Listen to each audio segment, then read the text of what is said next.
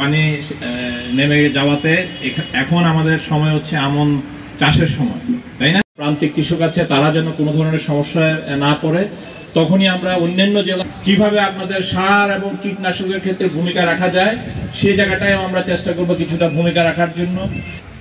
যারা প্রান্তিক কৃষকরা আছেন, যে ইয়াটা আমনের পরে সেটার ক্ষেত্রে আমরা খুব ফোকাস করতেছি। আপনারাই এই সুযোগটা তৈরি করেছেন, এখন আপনারাই যদি সেই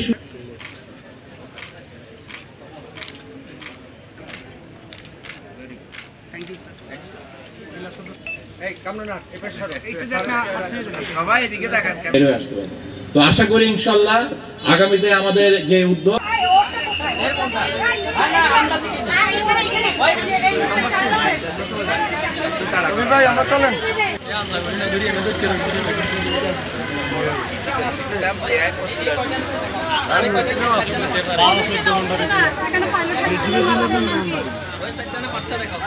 এনজিওর কিস্তি প্রথমবার বিকাশ পেমেন্ট করলেই 20 টাকা ইনস্ট্যান্ট ক্যাশব্যাক।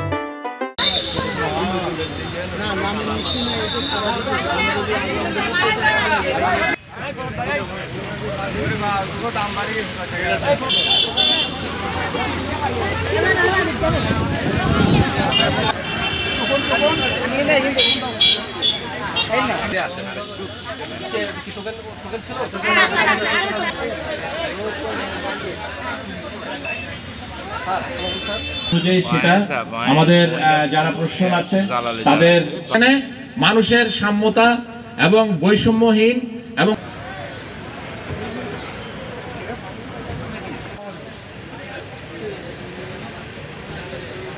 এবং আশা আমি আপনাদেরকে বলে যেতে চাই যে আনসার এবং আজকের যারা তরুণরা যারা কিনা আজকে এই ইয়েতে এবং আপনাদের বিভিন্ন জেলা উপজেলা পর্যায়ে সেই আমরা যেহেতু আনসার এবং বিডিপি আপনারা জানেন যে গ্রাম গঠনমূলক ভূমিকা রাখেন, কোনো নেতিবাচক ধ্বংসের দিকে ফলাফল দিবে যখন আপনারা এই ধরনের কাজের সাথে সম্পৃক্ত হয়ে। সবারই আমরা জানি দুঃখ দুর্দশা আছে, সবারই আমরা বাজারজাত করা যায় সেই জায়গায় প্রশাসন কাজ করছে, অন্যদিকে ডাইভার্ট করে রাষ্ট্রকে যে গড়ে তোলার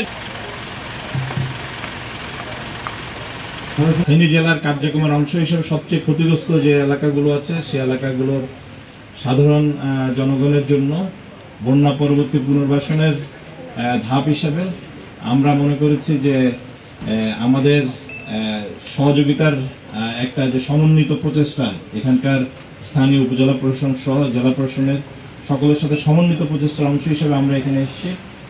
আপনারা জানেন যে স্মরণকালের ভয়াবহতম বন্যা এই এলাকায় হয়েছে, যাতে আপনারা সবাই ক্ষতিগ্রস্ত হয়েছেন। সবার শুরুতে আমি এই বন্যায় যারা প্রাণ হারিয়েছেন তাদের পরিবারের প্রতি সমবেদনা এবং তাদের আত্মার মাগফিরাত কামনা করছি। এই বন্যার সময় আপনাদের পাশে বিভিন্নভাবে সাহায্য করার চেষ্টা করেছেন, বিভিন্নভাবে আপনাদের বিপদ থেকে উদ্ধার করার চেষ্টা করেছেন। ইনশাল্লাহ আমরা সেই সমৃদ্ধশালী বৈষম্যহীন বাংলাদেশ আমরা সবাই মিলে গড়ে তুলব। তো সেই আশাবাদ ব্যক্ত করে শেষ করছি এবং আপনাদের মধ্যে এই আপনাদের ক্ষুদ্র আমাদের এই প্রয়াস, সেই চারাগুলো যেটা অনেক দূর থেকে এসছে আপনাদের যেন তাড়াতাড়ি লাগাতে পারেন সেই চারা বিতরণ কার্যক্রম আমরা শুরু করছি।